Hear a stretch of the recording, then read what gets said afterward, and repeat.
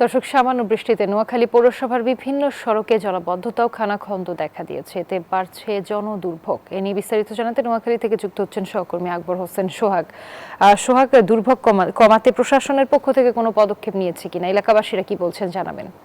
ধন্যবাদ রুবা, আপনি যেমনটা জানতে চেয়েছেন আমি আছি নোয়াখালীতে। আসলে নোয়াখালীতে আজকে সারাদিন আসলে থেমে থেমে বৃষ্টির কারণে আসলে নোয়াখালীতে আসলে বিভিন্ন সড়কে পানি উঠে গেছে এবং জলাবদ্ধতা সৃষ্টি হয়ে গেছে এবং এই জলাবদ্ধতার কারণে সারাদিন আসলে মানুষের দুর্ভোগের শেষ ছিল না। আমি আপনাকে একটু দেখাতে চাই যে আমি যেখানে আছি এটি নোয়াখালী জেলা প্রশাসক কার্যালয়ের পিছনে। এখানে কৃষি অফিস, বীজ অফিস, এখানে তথ্য অফিস সহ রেকর্ড অফিস সহ অন্তত 5 থেকে 6টি অফিস এই সড়কে আছে, কিন্তু এই সড়কটি হাঁটুর উপরে পানি উঠে গেছে। আসলে এখানে এই সড়ক দিয়ে আসলে বিভিন্ন লোকজন আসলে আসা যাওয়া খুবই কষ্টকর এবং যানবাহন চলা খুব কষ্টকর। সিএনজিগুলা আমি আপনাকে দেখা যায় সিএনজিগুলো এখানে রাখা আছে এবং সিএনজিগুলাও কিন্তু এখানে ঠিকমতো চালাতে পারছে না। আসলে এই সামান্য বৃষ্টিতে কিন্তু কয়েক ঘন্টার বৃষ্টিতে এখানে জলাবদ্ধতা সৃষ্টি হয় এবং এই নোয়াখালী পৌরসভার পক্ষ থেকে আসলে তেমন নজরদারি নেই। নোয়াখালী পৌরসভা এখানে ড্রেনেজ বেগুলা অপরিকল্পিত ড্রেনেজ ব্যবস্থার কারণে আসলে এই সমস্যার সৃষ্টি হয়েছে।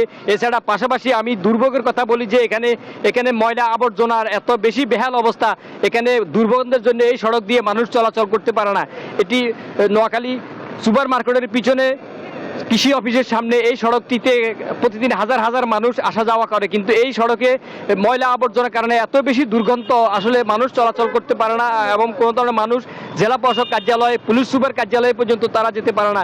তো আমি নোয়াখালী পৌরসভার বিভিন্ন কর্মকর্তার সাথে আমি কথা বলছি, তারা আমাকে জানিয়েছেন যে আসলে তারা পৌরসভার পক্ষ থেকে তারা অভিযান করছেন এবং মাঝে মধ্যে তারা ময়লাগুলা সরানোর জন্য তারা ব্যবস্থা নিচ্ছেন, কিন্তু তারপরেও কিন্তু যেভাবে আসলে ময়লা আবর্জনা এখানে সৃষ্টি হয়েছে, এখন এখানে মানুষ দুর্গন্ধে বাতাস ভারী হয়ে আসছে। তো সব মিলিয়ে নোয়াখালীতে সামান্য বৃষ্টিতে নোয়াখালী বিভিন্ন সড়কে জলাবদ্ধতা সৃষ্টি হয়, মানুষের দুর্ভোগের শেষ নাই। এই ছিল আমার কাছে নোয়াখালী থেকে সবচেয়ে পেরেছি স্টুডিওতে রুবা।